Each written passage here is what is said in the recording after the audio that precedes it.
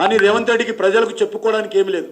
వాళ్ళ జాతీయ పార్టీ గురించి చెప్పుకోలేడు, ఆయన పార్టీ నాయకుడి గురించి చెప్పుకోలేడు, ఫలానా వ్యక్తి ప్రధానమంత్రి అవుతారని చెప్పుకోలేరు, తెలంగాణలో తాను ఉద్ధరించిందేం చెప్పుకోలేడు, తెలంగాణ ప్రజలకు ఆయన చేసిందేం చెప్పుకోలేడు.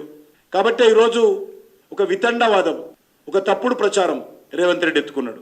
ఎంతకు దిగజారంటే మార్ఫింగ్ వీడియోలు, ట్విస్టెడ్ ఆడియోలు, ఏవన్ జనరేటెడ్ ఇమేజ్లతో ప్రజలను మభ్యపెట్టాలని ప్రయత్నం చేస్తా ఉన్నారు.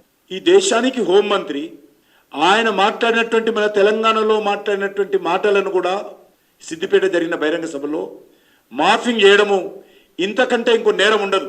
ఆయన మాటలన్నీ కూడా మార్ఫింగ్ చేసి ఆ వీడియోలను ఏకంగా Congress party, Pradesh Congress party official social media ID ద్వారా పోస్ట్ చేయడం అంటే కాంగ్రెస్ పార్టీ ఎంత దిగజారిందో, కాంగ్రెస్ పార్టీ ఎంత అనిశ్చిత పరిస్థితుల్లో ఉందో, డిస్పరేట్ మూడ్లో ఉందో, ఎంత నిరాశ నిస్పృహలతో ఉందో అర్థం చేసుకో. మనే తెలంగాణలో మాట్లాడినటువంటి హోంమంత్రి అన్ని టీవీలలో ఒరిజినల్ ఆడియోస్ ఉన్నాయి, అన్ని టీవీలలో లైవ్ వచ్చింది.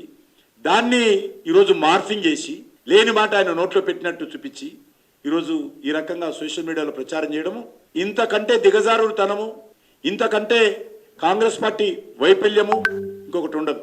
కేంద్ర ప్రభుత్వానికి సంబంధించినటువంటి హోమ్ మినిస్టర్ మాట్లాడినటువంటి మాటలను మార్ఫింగ్ చేయడం అంటే అది సామాన్య విషయం కాదు, చాలా సీరియస్ విషయం. ఇది కేవలం రాజకీయ కోణంలోనే చూడలేము, దేశ భద్రతకు సంబంధించిన విషయం.